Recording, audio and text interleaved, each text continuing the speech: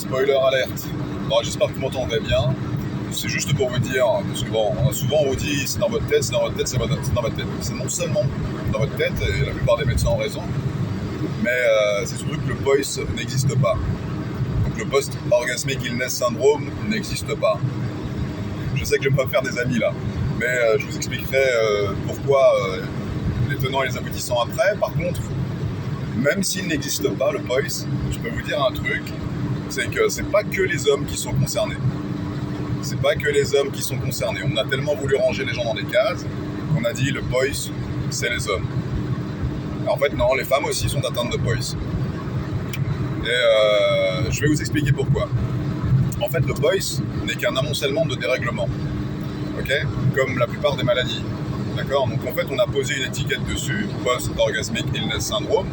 On ne sait pas résoudre le pourquoi du comment, pourquoi cette étiquette arrive, mais on la pose quand même. Ça nous permet de référencer les maladies. Et une fois qu'on pose une étiquette, évidemment, on la classe aussi par gravité, par maladie ou pas, par syndrome ou pas, et par genre. Donc du coup, post-orgasmic illness syndrome, vu qu'on a pour l'instant observé ça que chez des hommes qui ont osé se plaindre, c'est devenu masculin.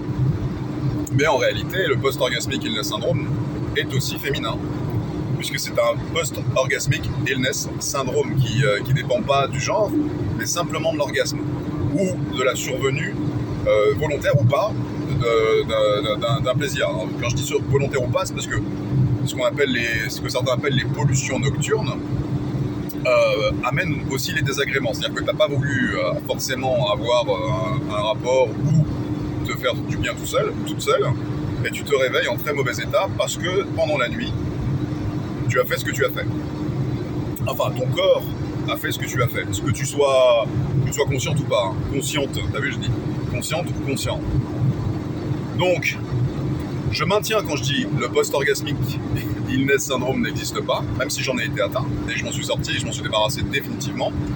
Je maintiens, je t'expliquerai pourquoi dans d'autres vidéos, mais en même temps, je peux te dire que, ça c'est les paradoxes, mais c'est les paradoxes à l'européenne, ça. Le post-orgasmic illness syndrome, s'il existe, il existe aussi chez les femmes.